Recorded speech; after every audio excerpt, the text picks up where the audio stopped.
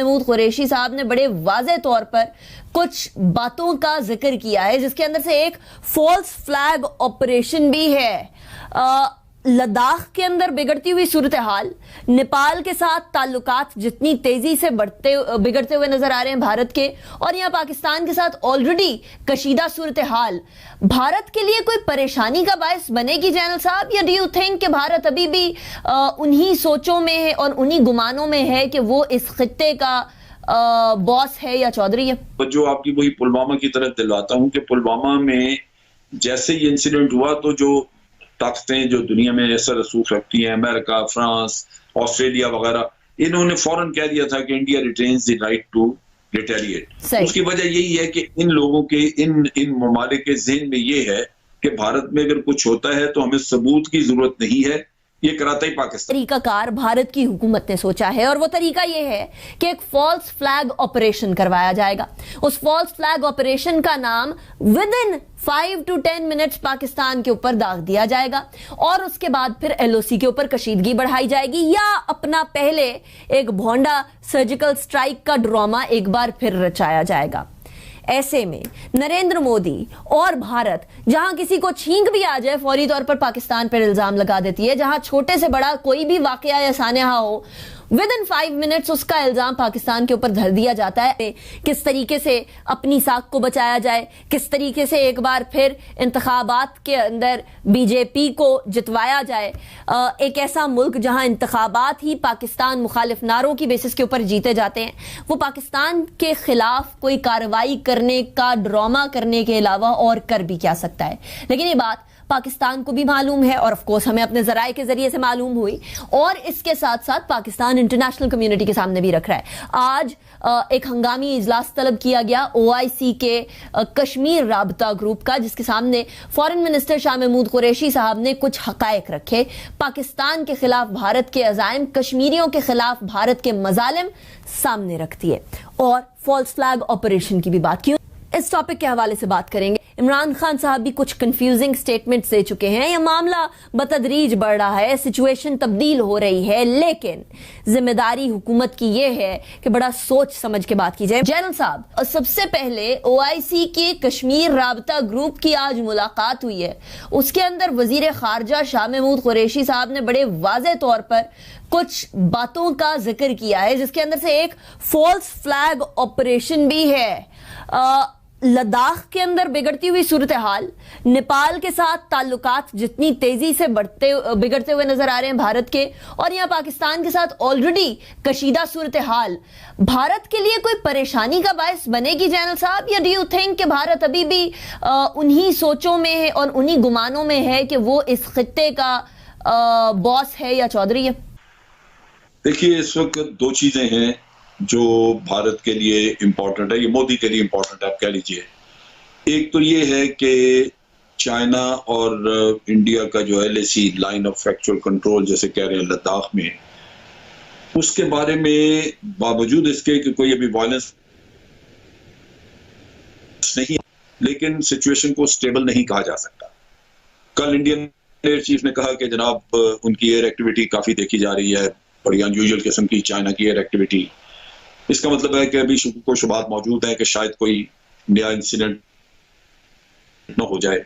तो मेरा ख्याल है कि जब इनकी बातचीत होती है और कोई अंडरस्टैंडिंग हो जाए और फिर ये कोई सिचुएशन इधर स्टेबल हो जाए लद्दाख LAC पे, तो फिर आप सोचिए कि भारत को वहां से फुर्सत होगी जो कि आज मेंटली कमिटेड है वहां। दूसरा इशू आ जाता है इंटरनल पॉलिटिकल प्रेशर्स का।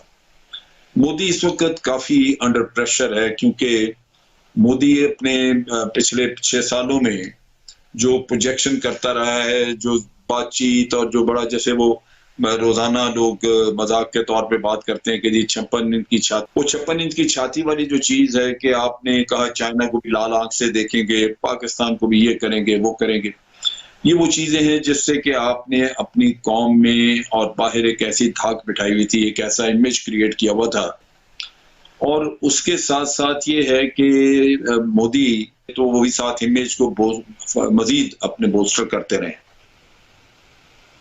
उसमें बालाकोट ले लें, कहा जी 300-350 लोग मार दिए हैं, या वो आप उससे पहले सर्जिकल स्ट्राइक की बात कर लें जो, तो ये एक इमेज ऐसा था जो उनके लोग समझते थे कि भाई भारत तो जो जी चाहे कर सकता है, और वो कर भी रहा था यूनिलेटरल। आपने देखा कई एक्शन उसने, आर्टिकल 370 वाला देख लें, यूनियन टेरिटरीज की कन्वर्शन देख लें, डिस्प्यूटेड टेरिटरीज है, लेकिन अल्टीमेटली अपने लोगों की तवज्जो हटाने के लिए, उनको कुछ अपना मसल दिखाने के लिए कि मैं इतना झूठ नहीं कहता था, मैं वाकई कुछ कर सकता हूं, वो एक फॉल्स फ्लैग ऑपरेशन करके बहाना ढूंढ के पाकिस्तान की तरफ रुख कर सकता है।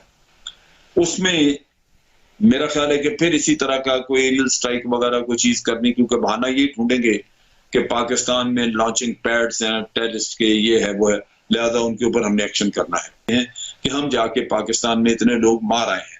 उन्होंने बोल दिया, कहा जी हम भी जाके चाइना के 40-45 लोग मार आए, जबकि ये ऐसा है नहीं। हो सकता है 2-3 उनके मरे हों, लेकिन ये 40-45 का जो फिगर है ये बड़ा सोच समझ के झूठ चलाया गया। तो बात यह है कि झूठ की बुनियाद पे एक आपने इमेज अपना चलाया हुआ था, खड़ा किया हुआ था, वो टूट रहा है और पहले उसको संभालने की जरूरत है। फिर लाजमी बात है कि वो अपनी पॉलिटिकल पोजीशन को रिस्टोर करने के लिए पाकिस्तान के खिलाफ कुछ करेगा, और वो प्राइम मिनिस्टर अक्सर जिक्र करते रहते हैं फॉल्स फ्लैग ऑपरेशन का, और उसके लिए हुकूमत को मनसूबाबंदी करनी चाहिए ताकि दुनिया इस चीज को समझे कि पाकिस्तान वहां पे कोई टेररिज्म नहीं करा रहा, लेकिन ये भारत की चाल है कि वो एक इस तरह का फॉल्स फ्लैग ऑपरेशन करके हमेशा पाकिस्तान को आइसोलेट करने के लिए या पाकिस्तान के ऊपर हमला करने के लिए वो बहाना ढूंढता है। इसके लिए मैंने देखा कि अभी तक हमारी गवर्नमेंट ने कोई खास लॉबिंग नहीं की, कोई खास दुनिया के अंदर शोर पैदा नहीं किया। जनरल साहब, आज जो फॉरेन मिनिस्टर शाह महमूद कुरैशी साहब की OIC के कश्मीर ग्रुप से वर्चुअल मुलाकात थी, उसके अंदर उन्होंने फॉल्स फ्लैग का जिक्र किया है। Do you think this is not enough? यानी मेरा ख्याल है ये एक बेहतर है कि उन्होंने जिक्र किया, अच्छी बात है, लेकिन इसकी वजाहत करनी चाहिए। एक्चुअली ये सारी चीजें ऐसे हैं कि पाकिस्तान तो हमेशा से ही कहता है कि फॉल्स फ्लैग, मतलब हम बहुत अरसे से कह रहे हैं, लेकिन मैं तवज्जो आपकी वही पुलवामा की तरफ दिलवाता हूं कि पुलवामा में जैसे ये इंसिडेंट हुआ तो जो ताकतें जो दुनिया में असर रसूख रखती हैं, अमेरिका, फ्रांस, ऑस्ट्रेलिया वगैरह, इन्होंने फौरन कह दिया था कि India retains the right to retaliate. उसकी वजह यही है कि इन लोगों के इन ममालिक के ज़हन में ये है कि भारत में अगर कुछ होता है तो हमें सबूत की जरूरत नहीं है, ये कराता ही पाकिस्तान। यानी इस हद तक उनको इस चीज पे यकीन हो चुका होगा।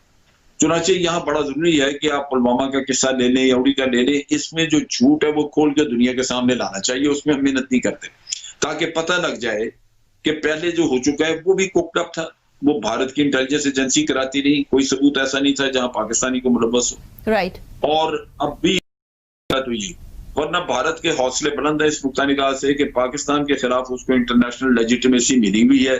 उन्होंने कहा ही हुआ है कि जनाब आप you have the right to retaliate, और वो राइट इसीलिए है कि दुनिया समझती है कि हम ये करवाते हैं। सो हमें दुनिया को कायल करने की जरूरत है। ये सरसरी जिक्र करना कि जी ये फॉल्स फ्लैग ऑपरेशन करेंगे वो काफी नहीं है। सही। राइट जनरल साहब, कामरान मैं आपकी तरफ आऊंगी। फॉरेन मिनिस्टर की जो कश्मीर राबता ग्रुप OIC का है, उसकी बातचीत जो गुफ्तगू की है उन्होंने, उसके अंदर आपको ऐसा महसूस होता है कि OIC रेसिप्रोकेट करेगा?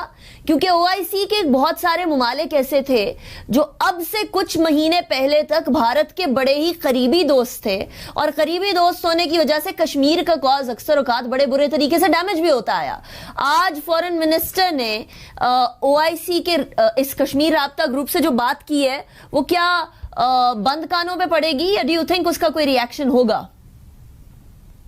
देखिए, हमें इन चीजों को जज्बात से हटके रियलिस्टिक पिक्चर देखनी चाहिए। रियलिस्टिक पिक्चर ये है कि अगर हम ये तवक्को रखें कि बहुत ज्यादा अच्छा रिस्पांस मिलेगा हमें मुस्लिम ममालिक से, खास करके जो हमारे अरब ममालिक हैं, तो मेरा ख्याल में ये बिल्कुल भी ठीक नहीं है।